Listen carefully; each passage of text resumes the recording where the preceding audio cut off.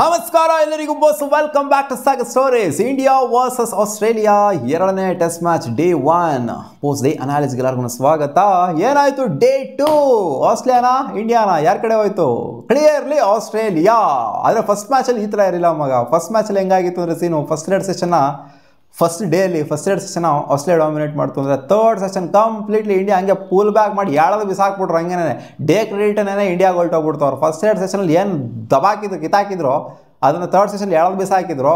But ಇವತ್ತು ಆ ಥರ ಆಗಲಿಲ್ಲ. ಸೆಕೆಂಡ್ ಟೆಸ್ಟ್ ಮ್ಯಾಚ್ ಕಂಪ್ಲೀಟ್ ಡೇನೇ ಥರ್ಡ್ ಸೆಷನ್ನು ಅಲ್ಲೇನಾದ್ರು ಅವ್ರು ಸರ್ವೈವ್ ಆಗಿತ್ತು ಅಂದರೆ ಬುದ್ಧಿ ಏನಾದ್ರು ಬಂದವ್ರಿಗೆ ನೆಟ್ಗಾಡಿತ್ತು ಅಂತಂದಿದ್ರೆ ಫಸ್ಟು ಟೆಸ್ಟ್ ಮ್ಯಾಚಲ್ಲಿ ಫಸ್ಟ್ ಡೇಯಲ್ಲಿ ಥರ್ಡ್ ಸೆಷನಲ್ಲಿ ಅವ್ರು ಫಸ್ಟ್ ಮ್ಯಾಚ್ನ ಅಷ್ಟು ಈಸಿಯಾಗಿ ಬಿಟ್ಕೊಂಡು ಕೊಡ್ತಾ ಇರಲಿಲ್ಲ. ಸೊ ಈ ಮ್ಯಾಚ್ ಅವರಿಗೆ ಸಿಕ್ಕಾಪಟ್ಟೆ ಬುದ್ಧಿ ಬಂದಿದೆ, ಸಿಕ್ಕಾಪಟ್ಟೆ ಪ್ರಿಪೇರ್ ಆಗಿ ಬಂದಿದ್ದಾರೆ. ಥರ್ಡ್ ಸೆಷನ್ನ ಕರೆಕ್ಟಾಗಿ ಯೂಟಿಲೈಸ್ ಮಾಡಿಕೊಂಡ್ರು. ಇನ್ಫ್ಯಾಕ್ಟ್ ಫಸ್ಟ್ ಟೆಸ್ಟ್ ಮ್ಯಾಚಲ್ಲಿ ಏನಾಗಿತ್ತು ಅದೇ ಥರನೇ ಆಯಿತು. ಫಸ್ಟ್ ಸೆಷನಲ್ಲಿ ಸೆಕೆಂಡ್ ಸೆಷನಲ್ಲಿ ಅಷ್ಟೇ ಆಡಿದ್ದು ಇಂಡಿಯಾ. ಫಸ್ಟ್ ಟೆಸ್ಟ್ ಮ್ಯಾಚಲ್ಲೂ ಅಷ್ಟೇ, ಈ ಟೆಸ್ಟ್ ಮ್ಯಾಚಲ್ಲೂ ಅಷ್ಟೇ ಎರಡೇ ಸೆಷನ್ ಆಡಿದ್ದು. ಆಲ್ಔಟ್ ಆದರು. 180 ಇಂಡಿಯಾ ಹೊಡಿತು ಅಂದರೆ ಇಂಡಿಯಾ ಹೊಡೆದ್ಬಿಟ್ಟು ಆಲ್ಔಟ್ ಆಯಿತು ಅಂದರೆ 80+ ಹೊಡೆದಿದ್ದಾರೆ. 90+ ಇನ್ನೂ ಹೊಡಿಬೇಕಾಗಿದೆ. ಲೀಡ್ನ ತಗೊಬೇಕು ಅಂದರೆ ಪಕ್ಕಾ ಲೀಡ್ ಅಂತೂ ತಗೊಂತಾರೆ. ಇಂಡಿಯಾ ಫಸ್ಟ್ ಇನ್ನಿಂಗ್ಸ್ ಲೀಡ್ ಅಂತೂ ತೊಗೊಳೋದಕ್ಕಾಗೋದಿಲ್ಲ. ಅದೆಷ್ಟು ಹೊಡಿತಾರೆ ಅಂತ ಗೊತ್ತಿಲ್ಲ ಆಸ್ಟ್ರೇಲಿಯಾದವರು. ಒಟ್ಟು ಲೀಡ್ ಅಂತೂ ಪಕ್ಕಾ 100% ಶೋರ್ ಆಗಿ ತಗೊಂತಾರೆ. ಟಾಸ್ ಗೆದ್ದವರು ನಮ್ಮ ಇಂಡಿಯಾನೇ. ರೋಹಿತ್ ಶರ್ಮಾ ಕ್ಯಾಪ್ಟನ್ಸಿಲಿ ಟಾಸ್ ಗೆದ್ರು. ಅವ್ನ ಅಜ್ಜಿ ಇಲ್ಲಮ್ಮ ಬ್ಯಾಟಿಂಗ್ ಮಾಡ್ತೀವಿ ಅಂತ ಬಂದರು. ಎಕ್ಸ್ಪೆಕ್ಟೆಡೇ ಬ್ಯಾಟಿಂಗ್ ಮಾಡ್ತಾರೆ ಅಂತ ಬ್ಯಾಟಿಂಗ್ ಮಾಡ್ತೀವಿ ಅಂತ ಬಂದು ಸ್ಟನ್ ಆಗ್ಬಿಡೋದಾಗರು. ಬಾಲ್ ಬರ್ತಾ ಇಲ್ಲ, ಜೋರಾಗಿ ಬರ್ತಾ ಇಲ್ಲ ಬಾಲು ಅಂತ ಅಂದಂಥ ಜಾಸ್ವಾಲು ಲಾಸ್ಟ್ ಮ್ಯಾಚಲ್ಲಿ ಸೆಂಚುರಿ ಹೊಡೆದಂಥ ಜಾಸ್ವಾಲು ಈ ಮ್ಯಾಚ್ ಮೊದಲನೇ ಬಾಲಲ್ಲೇ ಸೈಲೆಂಟ್ ಆಗಿ ಹೋಗ್ಬಿಟ್ರಲ್ಲ ಗುರು. ಹೆಂಗೆ ಹಾಕಿದ್ರು ಬಾಲ್, ಅದು ಒಂಥರ ಡೌನ್ದಲ್ಲೇ ಹೋಗೋ ಥರ ಹೋಯ್ತು ಬಾಲ್. ಹಂಗೆ ಸ್ಟ್ರೈಟನ್ ಆಗಿಬಿಡೋದ ಬಾಲ್. ಅದು ಸ್ಟನ್ ಆಗಿ ಹೋಗ್ಬಿಟ್ಟಲ್ಲ ಬಾಲನ್ನು ಹೋಗ್ಬಿಟ್ಟು ಸಖತ್ ಬೌಲಿಂಗ್ನ ಹಾಕಿದ್ದೀವಿ ಇವತ್ತು. ಬುಡಾ ಹೊಡೆಯೋ ಬೌಲಿಂಗ್ ನಾವು ಮಾಡಿದ್ದೀವಿ ಇವತ್ತು. ಮಿಚೆಲ್ ಸ್ಟಾರ್ಕ್ ಅಂತ ಇವತ್ತು ಒಂಥರ ಒಂದು ಮಿಂಚ್ಬಿಟ್ರು. 6 ವಿಕೆಟ್ ಹೋಗೋರು 5 4ನ ತೆಗೆದಿರೋದು ಇವತ್ತು ಮಿಚೆಲ್ ಸ್ಟಾರ್ಕ್. ಬಾಲ್ ಬಿಟ್ಟರು psych ball of the day ಅಂತ ಹೇಳ್ಬೇಕು. ಮೊದಲನೇ ಬಾಲ್ ಇನ್ನೂ ಒಂಥರ ವಾರ್ಮ್ ಅಪ್ ಬಾಲು ಆಡೋಕ್ಕೆ ಬಿಡಲಿಲ್ಲ ಅವರಿಗೆ. ಮೊದಲನೇ ಬಾಲ್ ಸ್ಟನ್ ಆಗಿ ಹೋಗ್ಬಿಟ್ರು ಜಯಸ್ವಾಲ್ LBW ಹೋಗ್ತಾ ಇದ್ದಂಗೆ ಈ ಕಡೆಯಿಂದ ಗಿಲ್ ಎಂಟ್ರಿ ಕೊಟ್ಟರು. ಗಿಲ್ಲು ಮತ್ತು ರಾಹುಲ್ ಅವರ ಪಾರ್ಟ್ನರ್ಶಿಪ್ಪು ಬಿಲ್ಡ್ ಆಯಿತು ಚೆನ್ನಾಗೇ. 30+ ರನ್ಸ್ನ ಹೊಡೆದ್ರು. ಬಟ್ ಸ್ಕಾಟ್ ಬೋಲ್ಯಾಂಡು LBW ಮಾಡಿ ಬಿಸಾಕಿದ್ದು ಇವ್ರನ್ನ, ಶುಭ್ಮನ್ ಗಿಲ್ನ. ರೋಹಿತ್ ಶರ್ಮಾನು ಮತ್ತು ಶುಭ್ಮನ್ ಗಿಲ್ನ ಇಬ್ಬರೂ ಸಿಮಿಲರ್ ಕೈಂಡ್ ಆಫ್ ಡಿಸ್ಮಿಸಲ್ ಅವರು. ಇಬ್ಬರು ಅದೇ ಥರ LBW ಒಂಥರ ಸಿಮಿಲರ್ ಪ್ಯಾಟರ್ನು. ಇಬ್ಬರು ಬೋಲ್ಯಾಂಡ್ಗೆ ಔಟ್ ಆಗಿರೋದು, ಇಬ್ಬರು ಸಿಮಿಲರ್ ಪ್ಯಾಟರ್ನಲ್ಲಿ ಔಟ್ ಆಗಿರೋದು. ರೋಹಿತ್ ಶರ್ಮನ ಇವತ್ತೇನೋ ಕ್ಲಿಕ್ ಆಗಲಿಲ್ಲ.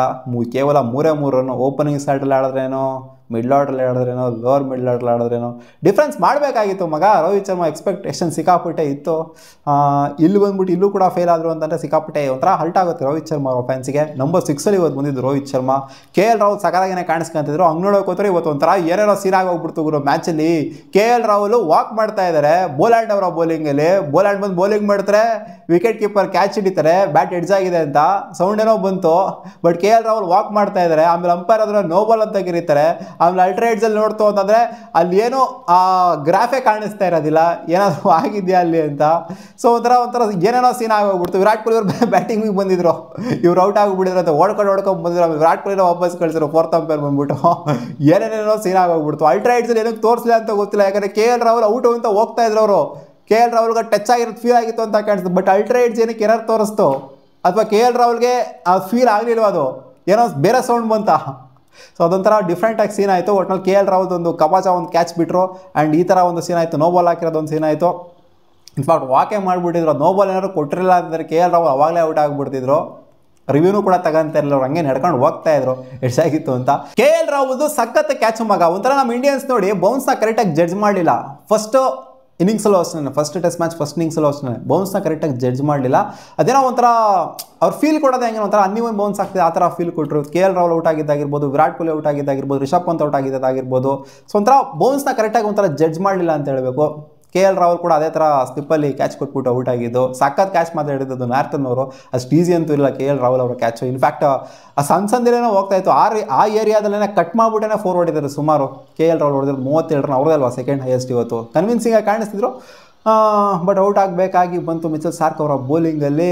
ರೋಹಿತ್ ಶರ್ಮಾ, ವಿರಾಟ್ ಕೊಹ್ಲಿ ಎಕ್ಸ್ಪೆಕ್ಟೇಷನ್ ಸಿಕ್ಕಾಪಟ್ಟೆ ಇತ್ತು. ಅಡಿಲೇಡಲ್ಲಿ ಕೊಹ್ಲಿ ಕಿಂಗು ಅಂತ ಹೋಮು ಇದುಗೆ ಅನ್ನೋ ಥರ ಎಕ್ಸ್ಪೆಕ್ಟೇಷನ್ ಬಲೆ ಇತ್ತು. ಆಡ್ತಾರೆ ಹಂಗೆ ಹಿಂಗೆ ಅಂತೆಲ್ಲ. 7 ರನ್ ಹೊಡೆದಿದ್ರು 7 ಬಾಲಿಗೆ. ಟಕಾರ ನನಗೆ ಔಟ್ ಹೋಗ್ಬಿಟ್ರು ಅವರು. ಒಂಥರ ನೋಡಿ ಫಸ್ಟು ಟೆಸ್ಟ್ ಮ್ಯಾಚಲ್ಲಿ ಫಸ್ಟ್ ಇನ್ನಿಂಗ್ಸಲ್ಲಿ ಯಾವ ಥರ ಔಟ್ ಆಗಿದ್ರು ಅದೇ ಥರನೇ ಔಟ್ ಆಗಿದ್ರು. ಸಿಮಿಲರ್ ಪ್ಯಾಟರ್ನಲ್ಲಿ ಔಟ್ ಆದರು. ಜಡ್ಜ್ ಮಾಡಿಲ್ಲ ಬಾಲ್ನ. ಬೌನ್ಸ್ ಒಂಥರ ಬ್ಯಾಟ್ನ ಎತ್ತಲೋ ಬಿಡ್ಲೋ ಹೊಡಿಲೋ ಆ ಥರ ಒಂದು ಕನ್ಫ್ಯೂಷನಲ್ಲಿ ಹೊಡೆದಂಥ ಶಾಟ್ ಅದು ಸ್ಲಿಪ್ಪಿಗೆ. ಡೈರೆಕ್ಟಾಗಿ ಕ್ಯಾರಿ ಆಯಿತು. ಫಸ್ಟ್ ಟೆಸ್ಟ್ ಮ್ಯಾಚಲ್ಲೂ ಕೂಡ ಇದೇ ಥರ ಔಟ್ ಆಗಿದ್ರು ಫಸ್ಟ್ ಇನ್ನಿಂಗ್ಸಲ್ಲಿ. ನೋಡೋಣ ಸೆಕೆಂಡ್ ಇನ್ನಿಂಗ್ಸಲ್ಲಿ ಯಾವ ಥರ ಬರುತ್ತೆ ಅಂತ. ಫಸ್ಟ್ ಟೆಸ್ಟ್ ಮ್ಯಾಚ್ ಸೆಕೆಂಡ್ ಇನ್ನಿಂಗ್ಸಲ್ಲಿ ಸೆಂಚುರಿನ ಹೊಡೆದಿದ್ರು. ಸೊ ಎಕ್ಸ್ಪೆಕ್ಟೇಷನ್ ಸಿಕ್ಕಾಪಟ್ಟೆ ಇರುತ್ತೆ. ರೋಹಿತ್ ಶರ್ಮಾ ಬಂದ್ಬಿಟ್ಟು LBW ಆಗ್ತಾ ಇದ್ದಂಗೆನೇ ಈ ಕಡೆ ನಿತೀಶ್ ಕುಮಾರ್ ರೆಡ್ಡಿ ಅಂತ ಪರ್ಫಾರ್ಮೆನ್ಸ್ ಗುರಿ ಇವತ್ತು ಕೊಟ್ಟಿದ್ದು. ಸಖತ್ ಬ್ಯಾಟಿಂಗ್ ಹೇಳಿದ್ರು. ಅವ್ರದೇ ಇಲ್ಲಿ ಬಹುಪಾಲು 42 ರನ್ನು. ಅದಾದ್ಮೇಲೆ KL ರಾಹುಲ್ ಅವ್ರು 37 ರನ್ನು. ಅದಾದ್ಮೇಲೆ ಅಶ್ವಿನ್ ಅವ್ರು 22 ರನ್ ಹೊಡೆದಿದ್ದಾರೆ. ಶುಭ್ಮನ್ ಗಿಲ್ 31 ರನ್ ಹೊಡೆದಿದ್ದಾರೆ. ಸೊ ಇದೇ ಮೇನ್ ಕಾಂಟ್ರಿಬ್ಯೂಷನ್ ಆಯಿತು. ಅಶ್ವಿನ್ಗೆ ಒಂದು ಬಾಲ್ ಬಿಡ್ತಾರೆ ಅವರು ಬಂದ್ಬಿಟ್ಟು ಮಿಚೆಲ್ ಸ್ಟಾರ್ಕ್. ಅಶ್ವಿನ್ ಕೂಡ ಸ್ವಲ್ಪ ಫೋರ್ಗಳೆಲ್ಲ ಹೊಡೆದ್ರು. ಬಟ್ ಮಿಚೆಲ್ ಸ್ಟಾರ್ಕ್ ಬಿಟ್ಟಿದ್ದು ಬಾಲ್ ಅಂತೂ ನೆಕ್ಸ್ಟ್ ಲೆವೆಲ್. ಹಂಗೆ ಜಯಸ್ವಾಲಿಗೆ ಬಿಟ್ಟಿದ್ದು ಬಾಲ್ಗಿಂತ ಅನ್ಪ್ಲೇಯಬಲ್ ಅನ್ಸಿದ್ದು ಅಶ್ವಿನಿಗೆ ಬಿಟ್ಟಿದ್ದು ಬಾಲ್ ಮಾತ್ರ ಹೆಂಗೆ ಬುಡ ಹೊಡೆದು ಹಂಗೆ ಹಾಕೊಂಡು ಹಂಗೆ ಅಶ್ವಿನ್ ಅಂತೂ ಹಂಗೆ ಸ್ಟನ್ ಆಗೋಗ್ಬಿಟ್ರು ಆ ಬಾಲ್ ನೋಡ್ಬಿಟ್ಟು. ಏನು ಗುರು ಈ ಪಾರ್ಟಿ ಅದೇನು 140+ ಸ್ಪೀಡಲ್ಲಿ 144 ಸ್ಪೀಡಲ್ಲಿ ಹಾಕಿದ್ದು ಅಂತ ಕೇಳ್ತಿದ್ದೆ ಅಶ್ವಿನ್ಗೆ. ಹಂಗೆ ಸ್ಟನ್ ಆಗ್ಬಿಟ್ರು, ಹಂಗೆ ವಿಕೆಟ್ ಇದ್ದಾಗ ಕಚ್ಕೊಬಿಟ್ರು. ಹಂಗೆ LBW ಆಗ್ತಿದ್ದಂಗೆ ಒಟ್ಟಲ್ಲ ಅವೆರಡು ಬಾಲ್ ನನಗೆ ಒಂಥರ ಬಾಲ್ ಆಫ್ ದ ಡೇ ಅಂತ ಅನ್ನಿಸ್ತು. ಮಿಚೆಲ್ ಸ್ಟಾರ್ಕ್ದು ಜಯಸ್ವಾಲ್ಗೆ ಹಾಕಿದ್ದು ಇನ್ಸ್ವಿಂಗ್ ಹಾಕೊಂಡು ಹಂಗೆ ಬಂದ್ಬಿಟ್ಟು ಸ್ಟ್ರೈಟನ್ ಆಗುತ್ತಲ್ಲ, ಒಂಥರ ನೋಡೋದಕ್ಕೆ ಸಖತ್ತಾಗಿರುತ್ತೆ. ಒಂಥರ ಬನಾನಾ ಸ್ವಿಂಗ್ ಇದ್ದಂಗೆ ಇರುತ್ತೆ ಮಿಚೆಲ್ ಸ್ಟಾರ್ಕ್ ಮಾಡೋವಂಥ ಬೌಲಿಂಗು. ಒಂಥರ ಅವ್ರ ಬೌಲಿಂಗ್ ಇವತ್ತು ಫಿದಾಗೋಗ್ಬಿಟ್ಟೆ. ಮಿಚೆಲ್ ಸ್ಟಾರ್ಕ್ ಹೆಂಗೆ ಬಿಡ್ತಾರೆ ನೋಡಿ, ಎಷ್ಟು ಏಜಲ್ಲಿ ಎಂಥ ಬೌಲಿಂಗ್ನ ಮಾಡಿದ್ರೆ ಅಂತ. 145 ಆ ರೇಂಜಲ್ಲಿ ಹಾಕ್ತಾರೆ. ಒಂಥರ ಆ ರಿದಮ್ ಎಲ್ಲೂ ಕಮ್ಮಿನೇ ಆಗೋದಿಲ್ಲ, ಆ ಥರ ಬೌಲಿಂಗ್ನ ಮಾಡ್ತಾರೆ ನೋಡಿ. ಫಸ್ಟ್ ಮ್ಯಾಚ್ ಯಾವ ಥರ ಒಂದು ಸ್ವಲ್ಪ ಅವಮಾನ ಆಗಿತ್ತು ಮಿಚೆಲ್ ಸ್ಟಾರ್ಕಿಗೆ. ಫಸ್ಟ್ ಮ್ಯಾಚಲ್ಲಿ ಜಯಸ್ವಾಲ್ ಒಂದು ರೇಂಜಿಗೆ ಒಂಥರ ಅವಮಾನ ಮಾಡಿದರು. ಸೊ ಅದನ್ನು ಸೆಕೆಂಡ್ ಮ್ಯಾಚ್ ಒಂಥರ ತಿರ್ಸ್ಕೊಂಡಿದ್ರು ಅಂತ ಹೇಳಬೇಕು. ಹರ್ಷಿತ್ ರಾಣಾಗೆ ಬಿಟ್ಟಿದ್ದು ಹೆಂಗೆ ಬುಡ ಹೊಡೆದು ಹಾಕೊಂಡು ಹೆಂಗೇನೆ ವಾಗೋ ಶಶಿಯ ಅಂತ.